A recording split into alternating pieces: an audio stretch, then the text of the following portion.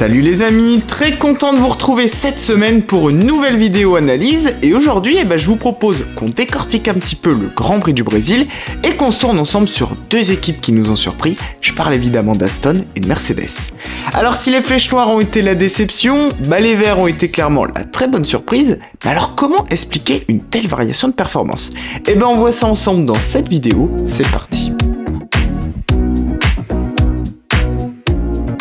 Alors clairement, avant d'arriver à Interlagos, l'ambiance elle était au beau fixe pour Mercedes. Le Mexique laissait entrevoir de belles choses puisqu'Hamilton avait quand même presque réussi à jouer avec Verstappen. Et donc au Brésil, on s'attendait à afficher au minimum un niveau de performance similaire, même si forcément on voulait quand même rester prudent. D'après Toto Wolff, les équipes ont pu observer qu'il y avait un certain degré de corrélation entre les performances de l'an passé et celles de cette année.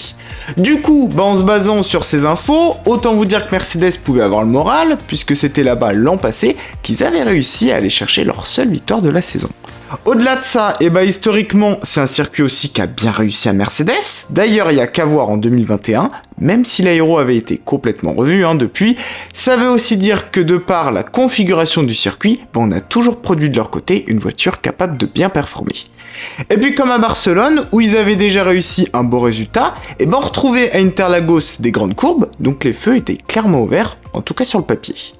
Du coup, ça a été une énorme désillusion, et les mots de Wolff sont d'ailleurs à la hauteur de la déception, puisqu'il a employé les termes d'inexcusable, et il a qualifié le Grand Prix comme étant son pire week-end en 13 ans, c'est vous dire. Sauf qu'au final, il y a plusieurs choses à prendre en compte qui expliquent leur manque de performance. Pour commencer les amis, il faut se tourner sur le dessous des monoplaces. Souvenez-vous à Austin, Mercedes avait joué avec les limites et les avait même dépassées, puisqu'Hamilton avait fini, on se rappelle, par être disqualifié à cause d'une trop grande usure du patin. Et ça, ça vient tout simplement du fait qu'on avait cherché à abaisser la voiture au maximum pour gagner en performance. Résultat, sur un circuit comme Interlagos, aussi bosselé qu'Austin, on a préféré jouer la sécurité et donc on a pris le contre-pied en augmentant d'autant plus la hauteur de caisse. Et ça, c'est déjà le premier facteur. Ensuite, il y a un autre paramètre à prendre en compte, c'est tout simplement que la W14, elle a plus rien à voir avec sa devancière. D'ailleurs, souvenez-vous, la W13, elle se caractérisait par son absence de ponton, et cette année, avec les évolutions, l'aéro a été complètement revu, donc forcément, on pouvait pas s'attendre à rééditer exactement les mêmes performances, ou en tout cas pouvoir se baser 100% dessus. Et troisième chose qui découle aussi peut-être des deux précédentes, c'est la dégradation des pneus. Et on le dit d'ailleurs dans l'équipe, la fenêtre dans laquelle il fallait bien les exploiter, elle était très mince, du propre aveu de Riccardo Musconi, le responsable performance en piste. Et donc ces trois choses cumulées, ça nous amène un petit peu à expliquer ce week-end un peu raté.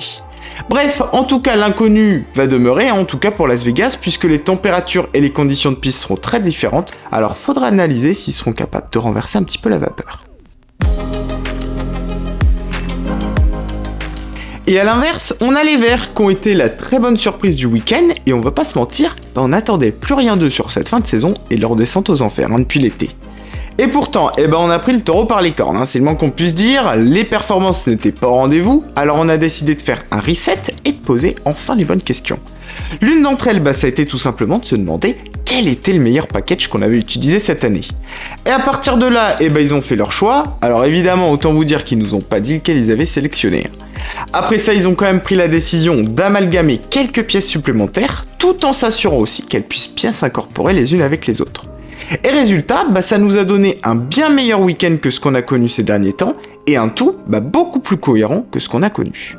Mais à ça, il faut ajouter aussi que sur les courses qu'on précédait, on a aussi pris le parti de prendre quelques risques et de tester des choses pour avoir une idée de l'orientation à prendre pour 2024, quitte à sacrifier un petit peu la performance sur les week-ends. Donc si on ajoute ces deux facteurs, on se retrouve avec un bilan en termes de résultats qui est complètement différent.